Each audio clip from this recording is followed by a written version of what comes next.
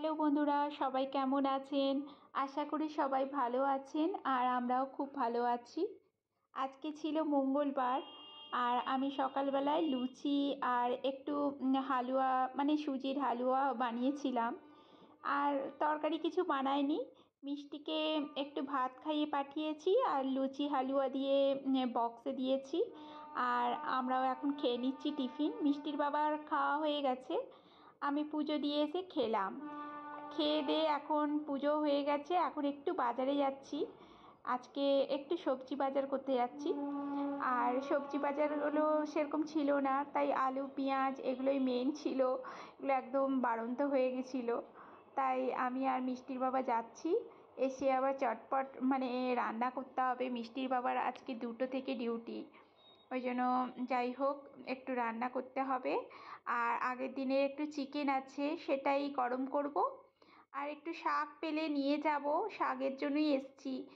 এখন শীত পড়েছে, শাকটা সেরকম আনা হচ্ছিল না অনেক দিন ধরেই। আর আজকে বাজারে এসে দেখছি বাজারটা বন্ধ, কী কারণে বন্ধ সেটা বুঝতে পারলাম না। কিন্তু বাজারের ঠিক বাইরে এরকম মানে আম্মা বুড়িরা এরকম মানে সবজিগুলো বিক্রি করে। খুব ভালো ভালো টাটকা টাটকা সবজি থাকে, তাই যা যা সবজি পেলাম নিয়ে ঘরে চলে এলাম। ঝটপটই বাজারটা করলাম আধা ঘন্টার মধ্যে।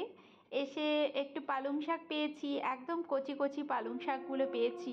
সেটাই আজকে ভাবছি একটু বড়ি দিয়ে মানে একটু চচ্চড়ির মতন করব। আমার এই চচ্চড়িটা না শীতকালে এত অপূর্ব লাগে। এই পালং শাকে একটু বড়ি, একটু কালো জিরা ফোড়ন দিয়েছি অল্প তেলেই, 2 চামচ তেলেই। আর শাকগুলো না একটু কম তেলে রান্না করলেই বেশ ভালো, মানে স্বাস্থ্যকর হয়। তার মধ্যে একটু আলু আর একটু বরবটি দিয়েছি আর আধা বেগুন। আলু বেগুন দিয়ে যেই চচ্চড়িটা হয় একদম সিম্পল, কিচ্ছু লাগে না মশলা এতে, কিন্তু এত অসাধারণ লাগে শীতকালে এই মানে চচ্চড়িটা, মানে এই দিয়েই যেন ভাত খাওয়া হয়ে যায়, এত সুন্দর লাগে। আর এর মধ্যে একটু নুন হলুদ একটু ধনে গুঁড়ো দিলাম, ব্যাস। আর কিছুই দিলাম না। আর কাঁচা লঙ্কা দিলাম। খুবই সাধারণ রান্না, কিন্তু এত সুস্বাদু হয় এরকম তরকারিগুলো এই শীতকালে।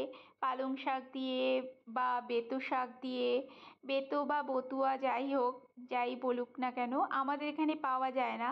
পালং শাক মেথি শাক এগুলো পাওয়া যায়, বেতো শাকটা পাওয়া যায় না। তাই পালং শাকটা শীতকালে আমি সবসময় এরকম করেই রান্না করি, একটা বড়ির গন্ধ ছাড়ে। আর শীতকালে শাকগুলোর স্বাদটাও বেড়ে যায় অনেক গুণ। আর তরকারিটা নাড়াচাড়া করে নামিয়ে দিলাম, একদম গা মাখা গা মাখা। চলুন আজকের তাহলে ভিডিওটা এই পর্যন্তই। আর আপনাদের কাদের কাদের এরকম পালং শাক বা শাকের চচ্চড়ি ভালো লাগে আমাকে অবশ্যই কমেন্ট করে জানাবেন।